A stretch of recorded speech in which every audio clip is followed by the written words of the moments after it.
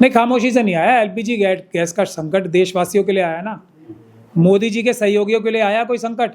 उनको तो आपदा में अवसर का मौका मिल गया है। वो तो चाहते थे कि एलपीजी की कमी बढ़े देश में, ब्लैक मार्केट हो। ब्लैक मार्केट कौन करेगा? आरएसएस और बीजेपी के लोग ही तो कर पाएंगे सबसे ज्यादा। सरकार में किसकी पकड़ है? इलाज और खुजली तो सबकी मिटाई जाएगी जब अम्बेडकरवादी आएंगे। जो कानून तोड़ने वाले हैं, किसी भी पद पे बैठे हों, सबका इलाज होगा। अगर खुजली होगी तो वो भी तो इलाज ही है ना, वो भी दूर की जाए। कि अगर एक देश में आरएसएस पे अगर लगता है बैन, तो यूएन के माध्यम से भारत में भी आरएसएस पे बैन लगेगा। आने वाले समय में एप्स्टीन की ताकतें कमज़ोर होंगी। ईरान ने ये साबित करके दिखा दिया। तो ये मोदी जी का भी एग्जाम्पल देना ज़रूरी है, क्योंकि वो छोटे ट्रम्प माने जाते हैं। ट्रम्प साहब मोदी जी का बड़ा वाला वर्जन है। ट्रम्प साहब और उनके गैंग ने एप्स्टीन की जो कार्रवाई उनकी देश में हो रही है उनके ऊपर, अभी मुझे पता लगा है जो वहाँ की अटॉर्नी जनरल है उनको भी सपियोना किया है वहाँ के जो पार्लियामेंट्री ग्रुप है, उन्होंने, सेनेट ने, और उनको मजबूर किया है कि वो आके गवाही देंगी एप्स्टीन फाइल्स में ट्रम्प साहब के नाम के बारे में। सर, युद्ध के दौरान लगातार देखा जा रहा है ट्रम्प का बयान भी बदलता जा रहा है। हर दिन तो नई नई बातें कर रहा है। कभी कह रहा है जीत गए, कभी कह रहा है कि ईरान एक काफी ताकतवर देश है जिसकी कभी कामना भी नहीं की थी। तो क्या कहेंगे? कामना तो नहीं, कभी उन्हें सपने में भी नहीं पता होगा, ऐसा भी झूठ है। उनको सब पता था। देखिए, जो व्यक्ति जैसे मोदी जी है ना, हमारे मोदी जी का भी एग्जाम्पल देना ज़रूरी है, क्योंकि वो छोटे ट्रम्प माने जाते हैं। ट्रम्प साहब मोदी जी का बड़ा वाला वर्जन है। तो ट्रम्प साहब ने लोगों से वोट लेते समय क्या बोला कि मैं युद्ध खत्म कराऊंगा, कोई युद्ध में नहीं जाएंगे, कोई युद्ध हम शुरू ही नहीं करेंगे, खास तौर पे खाड़ी देशों में देंगे। और उनके मन में क्या था? उसका उल्टा। तो ये जो सारी पब्लिक को एक साथ धोखा दिया जाता है, कोई व्यक्ति होता है, कोई क्रिमिनल होता है, वो एक व्यक्ति को धोखा देता है तो उसको पकड़ के जेल में बंद किया जाता है। 10-10 साल, 20-20 साल की सज़ा होती है। कई केसों में उम्र कैद की भी सज़ा होती है अमानत में खयानत करने वालों को। लेकिन जो पूरे देश को धोखा दे, धोखाधड़ी करके वोट ले, वो तो सबसे बड़ा धोखेबाज हुआ ना। तो मोदी जी भी वही कार्य करते हैं, ट्रम्प साहब भी। तो ट्रम्प साहब की किसी भी बात पे भरोसा करना मेरे ख्याल से समझदारी का काम नहीं है। जैसे मोदी जी की किसी भी बात पे भरोसा करना समझदारी का काम नहीं है। उन्हें सिर्फ और सिर्फ अपने फ़ायदा चाहिए और अपने कुछ दोस्तों का फ़ायदा चाहिए। हर जगह जहाँ भी जाएंगे, कोई वेनेजुएला में जो कार्य किया है उन्होंने, उसका फ़ायदा अमेरिकन पब्लिक को भी नहीं मिला। हालांकि वो भी गलत होती बात, लेकिन फ़ायदा अमेरिकन पब्लिक को नहीं। ट्रम्प साहब के अडानी, अंबानी और यूसुफ लुलू जो है उनको फ़ायदा मिला। उनके डेविड जो कुशनर साहब हैं, दूसरे उनके जो बिजनेसमैन पार्टनर्स हैं, उनको फ़ायदा मिला। उसी तरीके से क्यूबा का, इसी तरीके से दुनिया भर में जो टैरिफ लगा के ये जो गाज़ा में किया है उन्होंने, वहाँ पे किसको भेज रहे हैं? खुद अपने अडानी, अंबानी और यूसुफ लुलू जैसे लोगों को, कि वहाँ जाके तुम डेवलपमेंट करो। ट्रम्प साहब एक जो वो होते हैं ना प्रॉपर्टी डीलर्स, आप लोग तो सब लोग जानते ही है ना, डेवलपर्स और प्रॉपर्टी डीलर्स को कैसे होते हैं भारत में। बहुत सारे केस भी चल रहे हैं सुप्रीम कोर्ट से लेकर निचली अदालतों तक, धोखाधड़ी के प्रॉपर्टी डीलर्स के खिलाफ। तो मोदी जी उनका छोटा वर्जन है, ट्रम्प साहब बड़ा वर्जन है। लेकिन ईरान ने, अब ट्रम्प साहब की सबसे बड़ी ताकत क्या है? जैसे मोदी जी प्रधानमंत्री, भारत के जैसे बड़े देश के प्रधानमंत्री के पद पे बैठ गए, अब उनके पास तो न्यूक्लियर बॉम्ब का भी बटन है, ट्रम्प साहब के पास भी बटन है। लेकिन वो क्या इस लायक हैं कि वो इन ताकतों को इस्तेमाल करने के लायक है कि नहीं है, जो भारत देश के प्रधानमंत्री की हैसियत से मोदी जी के हाथ में आ गई हैं? और ट्रम्प साहब के हाथ में उनकी खासियत क्या है कि वो झूठ बोल के अमेरिका के राष्ट्रपति बन गए। अब राष्ट्रपति की जो चेयर में इतनी ज़्यादा ताकत है, अब उनको लगता है कि मैं इससे ये छीन लूँ, ये मुझे पसंद आ रहा है मैं ये छीन लूँ। क्यों छीन लूँ? क्योंकि मेरे पास तो इतनी ताकत है। ये सबसे खतरनाक बात है। इसलिए ट्रम्प साहब दुनिया का, अपने देश का और दुनिया के सभी लोगों का बहुत बड़ा नुकसान कर रहे हैं। ऐसे लोगों को ऐसे पद पे नहीं होना चाहिए। सर, कई यूरोपियन कंट्री ने भी अमेरिका का साथ छोड़ दिया। जैसे जैसे युद्ध बढ़ता जा रहा है और अमेरिका का साथ लोग छोड़ दिया। ट्रम्प साहब क्या कहते हैं यूरोपियन कंट्री से? कहते हम तो तुम पे एहसान कर रहे हैं जो तुमसे मदद मांग रहे हैं। यही कहते हैं ना, हमें तो तुम्हारी ज़रूरत ही नहीं है। मैं तो मजाक कर रहा था, मैं चेक कर रहा था कि तुम हमारे साथ हमारे सही गलत कामों में खड़े रहोगे या नहीं। हमें तुम्हारी ज़रूरत नहीं है, गेट आउट। नेटो के देशों से क्या कह रहे हैं वो कि तुम इतने पैसे हमें दोगे। वो सब भूल गए कि अमेरिकन फौजें जो बैठी हैं उनके देशों में, जापान के अपने वादों को भूल गए कि आप अपनी कोई फौज ही नहीं बनाओगे, मजबूत फौज नहीं बनाओगे क्योंकि तुम्हारी रक्षा तो हम करेंगे। भाई कौन कंट्री इस बात को मानेगी? नॉर्थ कोरिया के लोगों से क्या कहा कि साउथ कोरिया के लोगों से क्या कहा कि हम लोग तुम्हारी रक्षा करेंगे, तुम फौजी मत बनाओ अपनी नॉर्थ कोरिया से। अब वो तो आपस में भाई भाई हैं, भाई को भाई से लड़ा दिया ये कह के कि तुम लोग एप्स्टीन बन जाओ हमारे साथ आके, हम तुम्हारी रक्षा करेंगे। और जापान से भी यही कहा, फिलीपीन से भी यही कहा। जितनी कंट्रीज़ में अमेरिका ने ये पॉलिसी रखी है, तो पॉलिसी क्या थी? हम जिम्मेदारी ले रहे हैं, तुम अपना ये काम मत करो, उसके एवज में आप कुछ पैसे दोगे हमें। अब क्या कह रहे हैं कि हम तुम पे एहसान कर रहे हैं तुम्हारी रक्षा करके, हम तुम्हारी रक्षा करनी बंद कर देंगे। इतने पैसे जो लिए थे इतने साल वो, और हमें अपनी खुद फौज बनानी थी, हमने वो नहीं बनाई तुम्हारे चक्कर में। इसके बारे में कोई बात नहीं। तो बिहेवियर क्या है उनका? यही काम उन्होंने यूरोपियन कंट्रीज़ के साथ शुरू कर दिया। फ्रांस को बोला तुम तो कुछ भी नहीं हो, हम ही सब कुछ हैं, तुम पैसे दो हमें और हम जो कहें वो करो। कौन कंट्री मानेगी ये बात? ब्रिटेन को भी यही बोला, जर्मनी को भी यही बोला, इटली को भी यही बोला। कोई मानेगा? भाई मोदी जी तो हैं ऐसे। अब राहुल जी भी और सब क्या बोलते हैं, फ़ोन आया और ऑपरेशन सिंदूर रोक दिया, सरेंडर बोलते हैं। मैं तो खैर वो नहीं बोलता, मोदी जी ने सरेंडर कर दिया।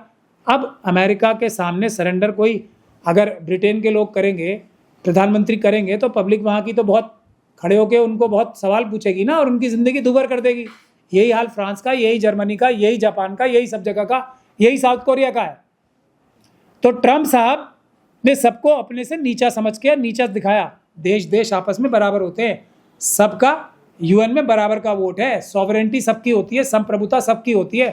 ट्रम्प साहब तो ऐसे ट्रीट कर रहे हैं जैसे मोदी जी विपक्ष के लीडर्स को ट्रीट करते हैं कि ईडी भेज दूंगा। यही कहते हैं ना मोदी जी भी, भाई शिंदे साहब हमारी पार्टी ज्वाइन कर लो, नहीं तो ईडी आ जाएगी। अभी वो हेमंत बिस्वा शर्मा साहब हैं, वो कह रहे हैं सारे कांग्रेसी मेरे पास आ जाओ ना, ईडी आ जाएगी। कह रहे हैं वो आ ही जाएंगे। तो ये बिहेवियर वही बर्दाश्त करेगा जो कमज़ोर और दब्बू होगा, बिल्कुल ही मतलब बिल्कुल ही गया गुजरा होगा, जिसमें इतना सा भी ज़मीर, इतनी भी रीढ़ की हड्डी होगी किसी में, तो वो मना करेगा। ट्रम्प साहब आप अपनी जगह खुश, हम अपनी जगह खुश हैं, इज्जत हमें प्यारी है, अब हम आपकी कोई बात नहीं मानेंगे। अब तो ट्रम्प भी तारीफ कर रहा है ईरान की ताकत। देखिए, मैं तो किसी भी एप्स्टीन वाले व्यक्ति की बात पे भरोसा नहीं करता। वो अगर तारीफ भी कर रहे हैं तो शायद उसी प्रकार का धोखा देने की कोशिश कर रहे हैं जैसा बातचीत करने के दौरान किया था। एक बात। दूसरी बात ये, जब आदमी डर आ जाता है ना, तो बीच का रास्ता भी निकालता है। जो मैंने शुरू में भी बात बोली थी कि ईरानी तो डर ही नहीं रहे, पर ट्रम्प साहब कुछ कर थोड़ी सकते हैं, ईरान का डरा ही सकते हैं ना सिर्फ। वहाँ के क्या है इनका तरीका? फिलिस्तीन में जाएंगे, हिजबुल्लाह वालों का तो कुछ कर नहीं सकते, वो तो तय है। ज़मीन पे उतरेंगे तो हम लोग, हमारे फौजी डरपोक हैं, जाएंगे ही नहीं। हम तो हवा में रह के, हम तो हवा में सब काम करेंगे, हवाई। अब अगर नीचे उतरने की बात आ रही है, हवा से तो कुछ, हवाई से कुछ हुआ नहीं, तो अब असलियत तो सामने आएगी ना। डर तो सबको लगता है, डर तो बहादुरों को नहीं लगता बस। तो ट्रम्प साहब को डर नहीं लगता ऐसा तो मान नहीं सकता मैं। अब उन्हें जब लग रहा है तो हो सकता है डर के मारे थोड़ी ईरान की चमचागिरी भी कर रहे हो कि बाद में बताएं देखो तो मैंने ये भी बोला था, अब मुझे ज़्यादा मत तंग करो। क्योंकि उनकी देश की खुद की जनता, वो कोई बीच का रास्ता निकालना चाहते हैं। देश की जनता खड़ी हो रही है वहाँ। एप्स्टीन से बचने के लिए सबसे बड़ी वजह थी ट्रम्प साहब और उनके गैंग ने, एप्स्टीन की जो कार्रवाई उनकी देश में हो रही है उनके ऊपर। अभी मुझे पता लगा है जो वहाँ की अटॉर्नी जनरल हैं उनको भी सपियोना किया है वहाँ के जो पार्लियामेंट्री ग्रुप है उन्होंने, सेनेट ने, और उनको मजबूर किया है कि वो आके गवाही देंगी एप्स्टीन फाइल्स में ट्रम्प साहब के नाम के बारे में। तो असली डर तो उनको उसका भी है ना कि जेल जाना पड़ेगा, और जेल जाना कोई छोटे मोटे काम के लिए नहीं। बच्चों को, छोटे छोटे बच्चों के साथ बलात्कार करना, उनका अपहरण करके बलात्कार करने का इल्ज़ामात कहाँ तक है। उनका खून निकाल के, एडिनोक्रोम होती है एक चीज़ जो एक तरह का हार्मोनल, उसको मारा जाता है एड्रीनोक्रोम, जो बच्चों को डरा के उनके खून में से जो हार्मोन्स पैदा होते हैं उस समय, जो एंजाइम्स पैदा होते हैं डरे हुए बच्चों से, उसको वो कंज्यूम करते हैं। माओ के पेट में से बच्चों को निकाल के उन लोगों ने खाया है। इस प्रकार के इल्ज़ामों को ट्रम्प साहब ने फेस करना है अपने देश में, बेंजामिन नेतन्याहू साहब ने फेस करना है अपने देश में। तो अगर उनको ये डर है, कल को अगर ईरान भारी हो गया तो ट्रायल अमेरिका में नहीं होगा, ट्रायल कहाँ होगा? ट्रायल होगा किसी जगह रशिया में या ईरान के अंदर। तब अगर उन्हें ये बच्चों को मार के खाने के इल्ज़ाम ईरान में उनके ऊपर साबित होंगे, तब उनका क्या होगा, ये उस दिन के लिए शायद डर है उनका। लेकिन सर, जिस तरीके से भारत के प्रधानमंत्री की एक यात्रा और एक खामोशी से देश में एलपीजी गैस का संकट आ गया, इसे कैसे देखते हैं आप? नहीं, खामोशी से नहीं आया। एलपीजी गैस का संकट देशवासियों के लिए आया ना, मोदी जी के सहयोगियों के लिए आया कोई संकट। उनको तो आपदा में अवसर का मौका मिल गया है। वो तो चाहते थे कि एलपीजी की कमी बढ़े देश में, ब्लैक मार्केट हो। ब्लैक मार्केट कौन करेगा? आरएसएस और बीजेपी के लोग ही तो कर पाएंगे सबसे ज़्यादा। सरकार में किसकी पकड़ है? बाकी कोई कर सकता है? कर ही नहीं सकता। तो ये तो आपदा में अवसर था उनके लिए। लेकिन ईरान के लोग तो फिर भारत के लोगों से प्यार करते हैं ना। उन्होंने कहा नहीं, हम तो ये एलपीजी छोड़ ही देंगे, भारत के जहाज़ छोड़ ही देंगे। तो इससे तो मोदी जी का नुकसान हो गया। ईरानी जो है मोदी जी का नुकसान कर रहे हैं ये जहाज़ छोड़ के। मोदी जी तो बड़े खुश हो रहे होंगे, अडानी, अंबानी, यूसुफ लुलू जैसे लोग, कि 1 रुपए की चीज़ 10 रुपए में बेचेंगे हम। जितनी किल्लत होगी इतना फ़ायदा होगा इनका। तो कॉल के बाद अब ईरान ने जहाज छोड़ना शुरू कर दिया है, मोदी जी के कॉल के बाद। तो उन्होंने क्लैरिफिकेशन इसीलिए दी है, वरना क्लैरिफिकेशन देने की कोई आवश्यकता नहीं थी कि हमने भारत के लोगों के लिए, क्योंकि वो हमारे हैं और हम उनके हैं। मोदी जी तो उसमें रोड़ा अटकाते हैं बस। किसके चक्कर में आके, किसके उसमें आके चुंगल में? एप्स्टीन गैंग के मेंबर्स जो बेंजामिन नेतन्याहू साहब हैं, मोसाद के दूसरे लोग। सर, सवाल संभल के सीओ के बयान को लेकर है, जो कि ईद की नमाज को लेकर एक पीस कमेटी की मीटिंग बुलाते हैं और कहते हैं कि अगर किसी ने सड़क पर नमाज पढ़ी तो पासपोर्ट जब्त हो जाएंगे, या ईरान के लिए यहाँ कुछ छाती पीट रहा हो, अगर जाना है तो नहीं चले जाओ। इलाज भी अच्छा करेंगे। नहीं, इलाज तो देखिए हर भारत में जो रहने वाले, इलाज एक आम जनता का होगा जो कानून तोड़ेंगे, होना भी चाहिए। और सड़क पे नमाज करना कोई कानून नहीं तोड़ा जाता है। ये अगर कानून तोड़ेंगे तो सरकारी अधिकारी तोड़ेंगे, जो कुछ समय के लिए जो परमिशन नमाज पढ़ने की सड़क पे मांगी जाती है मजबूरी में, क्योंकि जो आर्कियोलॉजिकल सर्वे ऑफ इंडिया के जो अधीन जो मस्जिदें और दरगाहें और दूसरे जो हमारे धार्मिक स्थल आते हैं मुस्लिम्स के, उनमें नमाज नहीं पढ़ने दी जाती। इसलिए मजबूरी में उन्हें सड़क पे थोड़े समय के लिए सड़क को इस्तेमाल करना पड़ता है, थोड़े समय के लिए। जो भी सरकारी अधिकारी इसकी परमिशन नहीं देता, मैं अपना ओपिनियन बता रहा हूँ लीगल, ये अपराध करता है वो सरकारी अधिकारी जो परमिशन नहीं देता। तब तो ख़ास तौर पे जबकि दूसरे धर्म के लोगों को उससे कहीं ज़्यादा परमिशन मिलती है। तो ये जो कानून तोड़ रहे हैं उनको जेल एक दिन जाना है, ये समझ के रखें सब। समय बहुत नज़दीक आ रहा है, पूरी दुनिया का माहौल बदल रहा है। और मोदी जी खुद और भारत सरकार में मोदी जी के जो कंट्रोल के लोग भी बैठे हैं, वो खुद ईरान को किस नज़र से देख रहे हैं, क्या क्या बोल रहे हैं, ये सीओ साहब को शायद मैसेज पहुंचा नहीं होगा। वो कहते हैं ना, वो केतली चाय से भी गर्म बोलते हैं ना, कुछ बोलते हैं ऐसा। इस कार्रवाई में उनसे गलती हो गई है, समय है, कानून के हिसाब से चलें। अगर कोई कानून तोड़ा है तो उसकी माफ़ी मांगे, सज़ा भुगतने के लिए तैयार है। लेकिन एक सीईओ का बयान हुआ इस मीटिंग में कि इलाज कर देंगे, खुजली मिटा देंगे, एक तबके के खिलाफ तरह की बयानबाजी करनी चाहिए। इलाज और खुजली तो सबकी मिटाई जाएगी जब अम्बेडकरवादी आएंगे। जो कानून तोड़ने वाले हैं, किसी भी पद पे बैठे हों, सबका इलाज होगा। अगर खुजली होगी तो वो भी तो इलाज ही है ना, वो भी दूर की जाएगी। बिल्कुल फिक्र ना करें, बिल्कुल कोई फिक्र ना करें। संभल सीओ की कुर्सी पर ऐसी क्या मतलब वो फेमस होने की वो लगी हुई है कि इससे पहले वाले सीओ भी कुछ ऐसी बयानबाजी देते थे, संवैधानिक पद पे बैठ देखिए, के कोई हेट स्पीचेस दिया इस तरह कोई भी व्यक्ति, उससे पहले वाले सीओ तो सर गदा उठा ली थी और वो एक मैं आपको बता तो रहा हूँ, सहयोग कर रहे थे। मैं आपको बता रहा हूँ, ये भारत का संविधान है, उसके तहत ये डिसिप्लिन फोर्सेस हैं। जैसे आरएसएस के कार्यकर्ता डिसिप्लिन होते हैं ना, अपने ऊपर वालों के, अपने बॉसेस के आदेश के बगैर इतना सा भी कदम नहीं उठाते। जो हमारा एडमिनिस्ट्रेटिव प्रशासनिक निज़ाम है ना, वो और भी सख्त है। अपने टॉप के अधिकारियों के इजाज़त के बगैर एक शब्द और एक कदम नहीं उठा सकता कोई भी जूनियर अधिकारी। मैं ये बात को गारंटी दे रहा हूँ, ये हाईएस्ट लेवल से करवाया जाता है। अब क्यों योगी जी ये कार्य करवा रहे हैं, इसका तो समय ही बताएगा जब इसकी इन्वेस्टिगेशन होगी। क्योंकि वरना योगी जी की परमिशन के बगैर अगर किसी ने ऐसी कार्रवाई की है, इसने बोला है अगर किसी ने, तो योगी जी अब तक उसको जेल भिजवा चुके होते, उसकी नौकरी छीन चुके होते। उनकी मर्जी से हो रहा है काम, उनके कहने से हो रहा है ये काम, ये साबित इस बात से होता है कि उनके खिलाफ अभी तक कोई कार्रवाई नहीं की और वो गैर कानूनी काम करते जा रहे हैं एक के बाद एक। तो इसकी सीधी जिम्मेदारी योगी जी की है। सर सवाल ये कि नमाज को लेकर इतना नफरत क्यों है? कमनगर में लोग जाके बोल रहे हैं, हिंदू संगठन के लोग, कि ईद के दिन खून की होली खेलेंगे। लगातार मुसलमानों के खिलाफ इस तरह की बयानबाजी चल रही है। देखिए, कोई नहीं चल रही है, ये आरएसएस और बीजेपी के ट्रेंड कार्डर्स हैं जो नागपुर से जो उनको निर्देश आ रहे हैं वो कर रहे हैं। आम जनता इस समय अपनी तेल की लाइनों में लगी हुई है, उनको रसोई गैस नहीं मिल रही, खाने की चिंता हो रही है, खाना कैसे पकेगा।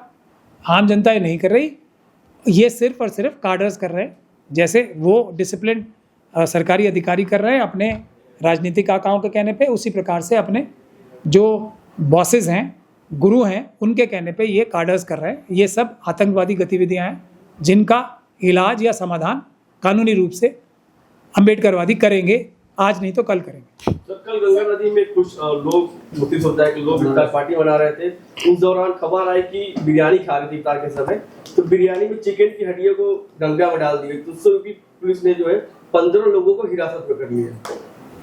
कोई एफआईआर अगर मेरे सामने आएगी तो मैं बताऊंगा वो गैर कानूनी एफआईआर है या कानूनी एफआईआर है। अगर गैर कानूनी एफआईआर करके हिरासत में लिया है तो उन पुलिस अधिकारियों के खिलाफ कानूनी कार्रवाई होनी चाहिए और इन लोगों को कोई अच्छा वकील करके इस काम को करना चाहिए। मैं यही सलाह दे सकता हूँ। सर, अमेरिका की एक रिपोर्ट के मुताबिक अमेरिका में आरएसएस को बैन करने की मांग की गई है। देखिए, आरएसएस आज नहीं तो कल जो गतिविधियों में वो लिप्त रहे हैं, वो किसी भी रूप से जो डेफिनेशन आतंकवाद की है उसमें बचने का उनके पास कोई स्कोप नहीं है। जो भी डेफिनेशंस यूएन के द्वारा बनाई गई हैं आतंकवाद की, जो भी डेफिनेशन भारत के जो कानून है unlawful activities prevention act section 15 में जो परिभाषा बनाई गई है, आरएसएस की जितनी भी गतिविधियां हैं वो उसमें पूरी तरीके से मतलब आती हैं। तो जब भी कोई कानूनी कार्रवाई ईमानदारी से होगी, ये आतंकवाद की कार्रवाई उनके खिलाफ होनी ही होनी है। इसमें आप चाहे भारत के अंदर हो या भारत के बाहर हो, अब तो पूरी दुनिया एक प्रकार से आतंकवाद के कानूनों के हिसाब से तो एक जैसी है, सब जगह एक जैसे ही कानून है। एक देश में अगर बैन लगेगा तो पूरी दुनिया में बैन लगेगा, ऐसा आजकल का एक तरह से पूरा यूएन का चार्टर भी है। और यूएन के अगर एक देश में आरएसएस पे अगर लगता है बैन, तो यूएन के माध्यम से भारत में भी आरएसएस पे बैन लगेगा।